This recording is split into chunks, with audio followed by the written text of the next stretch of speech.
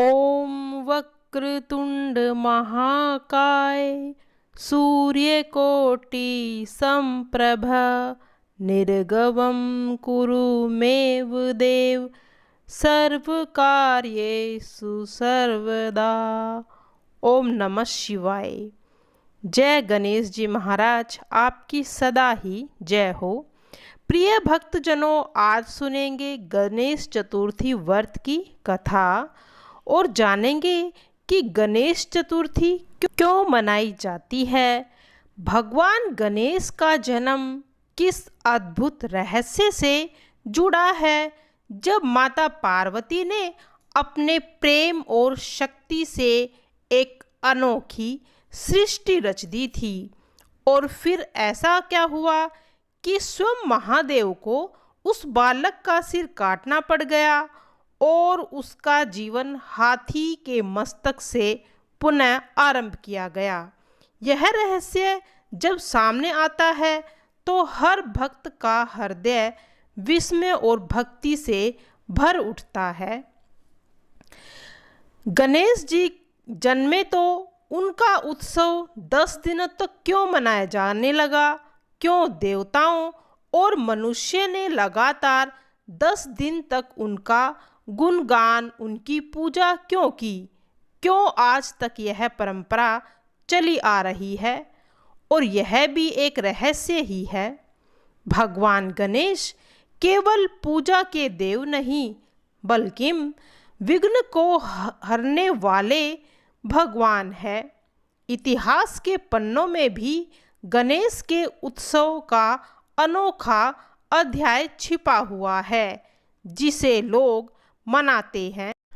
गणेश जी के स्वरूप की, उनका विशाल मस्तक, उनकी सूंड और उनके बड़े कान, उनका छोटा मुख और उनका उदर, हर अंग एक जीवन का संदेश देता है। छोटा मुख हमें जीवन की गहरी शिक्षा देता है। यही सब उनके स्वरूप में छिपे हुए रहस्य हैं, जिन्हें समझना हमारे जीवन को बदल सकता है। मिट्टी से जन्म लेकर भी कोई देवत्व प्राप्त कर सकता है कि हर विघ्न का अंत संभव है, कि हर मिलन के बाद विदाई भी पवित्र होती है और हर आरंभ से पहले गणपति की वंदना ही सच्चे मंगल की कुंजी है। बहुत समय पहले की बात है, जब पृथ्वी पर देवता और असुर के बीच निरंतर संघर्ष चल रहा था। तब समस्त लोकों के प्राणियों को एक ऐसे देव की आवश्यकता महसूस हुई जो न केवल देवताओं का वरदान बने, बल्कि मनुष्य के जीवन में भी सुख, समृद्धि और शांति का संचार करे। भगवान शंकर और माता पार्वती का संगम सृष्टि में ऊर्जा और शक्ति का आधार माना जाता है। एक बार कैलाश पर्वत की कंदरा में माता पार्वती स्नान करने गई थी। उस समय उन्होंने अपने शरीर से निकले उबटन, चंदन, हल्दी, गंध और मिट्टी को मिलाकर एक सुंदर बालक की मूर्ति बना डाली और उसमें अपने मातृत्व से प्राण फूंक दिए। वह बालक उनके लिए पुत्र समान हो गया। यही बालक आगे चलकर गणेश जी कहलाए। कहते हैं, उस समय माता पार्वती ने गणेश को आदेश दिया था कि जब तक वह स्नान करके बाहर न आए, तब तक वह किसी को भी प्रवेश करने ना दे। परंतु भगवान शंकर तो वहां आ पहुँचे। वे भीतर प्रवेश करना चाहते थे, परंतु गणेश जी ने माता के आदेश के प्रति अडिग रहकर मार्ग को रोके रखा। जब महादेव को क्रोध आ गया तो उन्होंने अपने त्रिशूल से उस बालक का सिर काट दिया। माता जब बाहर आई और अपने पुत्र को मृत देखकर वहीं पर रुक गई और व्याकुल हो गई, तो पूरा ब्रह्मांड कांप उठा था। देवताओं ने माता को शांत करने का प्रयास भी किया, किंतु उनका रुदन थम नहीं रहा था। तब भगवान शंकर ने देवताओं को उत्तर दिशा में मिलने वाला पहला जीवित प्राणी लेके आने का आदेश दिया और वह प्राणी था हाथी। महादेव ने उसका सिर लेकर गणेश के धड़ पर स्थापित कर दिया। इस प्रकार गणेश जी को पुनर्जीवन दान मिला और देवताओं में पुण्य और पूज्य बन गए। इसी दिन को भाद्रपद मास की शुक्ल चतुर्थी कहा गया। तभी से इस दिन गणेश चतुर्थी के रूप में मनाया जाने लगा। मंगलहर्ता की, विघ्नकर्ता की उन्हें उपाधि दी गई और सबसे पहले पूजन का भी वही विधान बना। इसी प्रकार गणेश चतुर्थी केवल एक जन्म का उत्सव न रहकर जीवन के प्रत्येक शुभ अवसर की एक आधारशिला बन गया था।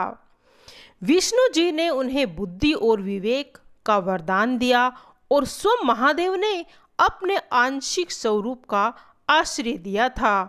इस प्रकार गणेश देवता न केवल शक्ति और बल के प्रतीक बने, बल्कि ज्ञान, बुद्धि और सफलता के अधिष्ठाता भी बन गए। यही कारण है कि जब शुभ कार्य किया जाता है तो पहले गणपति जी का आवाहन किया जाता है। पौराणिक कथाओं के अनुसार जब गणेश जी को नया जीवन मिला और देवताओं ने उनके गुणों का गुणगान किया, तब स्वर्गलोक से लेकर धरती तक 10 दिनों तक उत्सव मनाया गया था। देवताओं ने 10 दिन तक अखंड ज्योत जलाई रखी, भजन कीर्तन हुए, भक्तों को प्रसाद दिया गया। इस परंपरा के आधार पर आज भी गणेश चतुर्थी का पर्व 10 दिनों तक चलता है।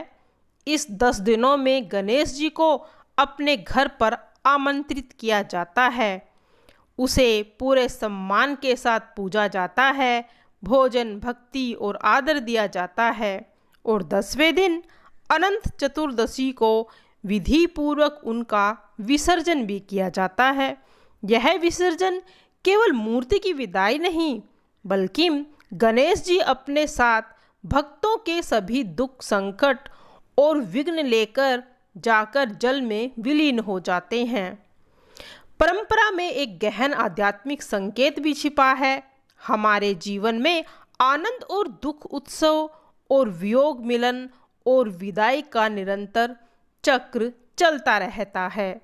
हम श्रद्धा और विश्वास से भगवान को अपने जीवन में आमंत्रित करते हैं और वो ही हमारे समस्त दुखों का नाश करता है। गणेश जी का वाहन मूषक कैसे बना? प्राचीन ग्रंथों में एक अद्भुत रहस्यमय कथा आती है कि गणेश जी का वाहन मूषक कैसे बना था। कहा जाता है कि बहुत समय पहले एक शक्तिशाली गंधर्व था जिसका नाम क्रौंच था। वह अपने अहंकार और बल के मद में चूर होकर अक्सर ऋषियों मुनियों को सताया करता था। एक दिन ऋषि वामन ने उसके अभिमान से तंग आकर उसे श्राप दे दिया। अरे मूर्ख, तू अपने दुष्कर्मों के कारण अब मूषक के रूप में जन्म लेगा। श्राप लगते ही वह गंधर्व तत्काल विशालकाय मूषक बन गया। उसका शरीर इतना बड़ा था कि वह आश्रमों को तोड़ता, खेतों को बर्बाद करता और लोगों का अन्न खा जाता। सभी देवता और ऋषि उसकी उपद्रवशीलता से त्रस्त हो गए थे। तब वे सब मिलकर गणेश जी के पास पहुँचे और उनसे प्रार्थना की कि वे इस मूषक का नाश करें।